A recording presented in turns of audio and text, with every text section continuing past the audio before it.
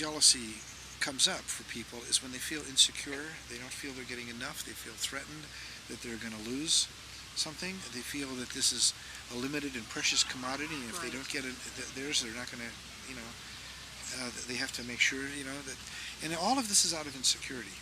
It really is. So the best way to address it is if it comes up, not to deny it or to say no, or to say no, we can't do that, we're not supposed to do that, this isn't enlightened, is to say, wow, geez, if you're feeling a little insecure, let's take a look at what we can do to make you feel more secure. Do we need some special attention here? How about let's have a really special hot date and go off to let's rent a little cabin up in the snow and get a weekend getaway that's just us, and really pay some close attention to making sure that we know how much we really love each other. Right, don't punish me for feeling like shit. I already feel like shit. Yeah, right. God. And then you can come back and you're renewed and you're refreshed and you're recommitted, and you know that you really do love each other, That's what you do if you love somebody. Right. And I think that, to me, the pivotal lesson in my whole life around love was simply Robert Heinlein's statement in Stranger in a Strange Land, to look at love as that condition wherein another person's happiness is essential to your own. Right. If that's where you're coming from, you care. If your partner, the person you love, is unhappy or feeling bad about something, well, you want to make it right. You want to make them happy. You can't just go on, blithely ignoring that, So you want to stop what you're doing and turn to this thing and say, wow, what can we do here, to make this work? That's what love is about. And that's true if it's one person you're loving or half a dozen people. It's true if it's your kids, and one of them is feeling really depressed. It's true if it's your good friend and they've just gone through a miserable breakup with somebody they loved and they need consolation. One of the jokes that we almost have is that in polyamory, in a multiple relationship, which is not the same thing as having an intimate network, say, but when you've got a bunch of people who really, you spend a lot of your time consoling the people you love over their breakups with other lovers. Right. And their troubles with other lovers, because you care. Right. And you come to the person who you trust and, who can be there for you. You can't come to someone if you're afraid that if you tell them that you're all brokenhearted because somebody's broken up with you, they're going to say, well, you shouldn't have given your heart to somebody else anyhow. Well, how could you do that? Don't you love me enough?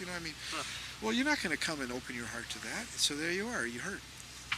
And we don't want to hurt each other. And the other thing we got to recognize is that we're all a pack of monkeys, and we are going to hurt each other. We're going to fuck up. If we open our hearts, if we make ourselves vulnerable, we're going to get hurt. It's part of what happens. It's part of life. It's part of being human. We can't expect this is not going to happen. But we got to say, okay, wow, I'm really sorry. I love you and I care about you. What can I do to try to make it better? I didn't mean to do that. Wow, let's back up here.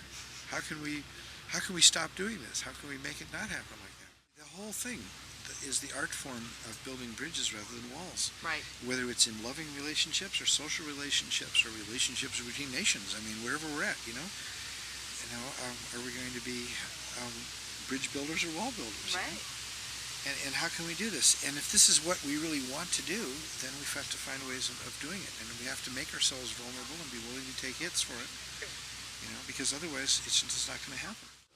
Well, what you're saying is, I'm offering you myself. The greatest gift I can do is to offer myself, to open myself and my heart to you. And, I'll just keep doing that, and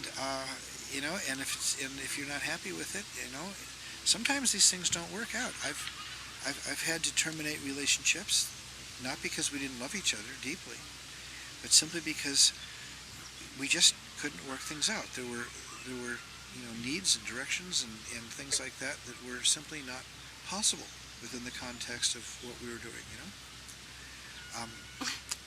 and it hurts a lot. It's a very painful thing, but pain is part of life. If we try to have a life that avoids pain, go live in a convent.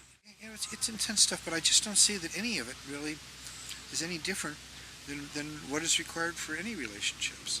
It's just that there are more of them, and the reason for that is that if people are polyamorous, being in love with one person does not preclude the possibility of also falling in love with another person. And there are people who are serial monogamous. I've known people who are deeply committed to the principles of polyamory on paper and stuff, and have read all the books, and they fall in love with some person, and immediately they lose for the person they've been with. And they don't like it, and they're unhappy, and they don't understand it. They wish it wasn't that way, but they just can't get it up for that other person anymore, because something about the way their pheromones are hooked up and their wiring is made, when their focus shifts to another person, it's turned off for the other one. It can only be on one at a time. And I suspect that serial monogamy may be the most common and fundamental pattern among people. It may be our natural pattern.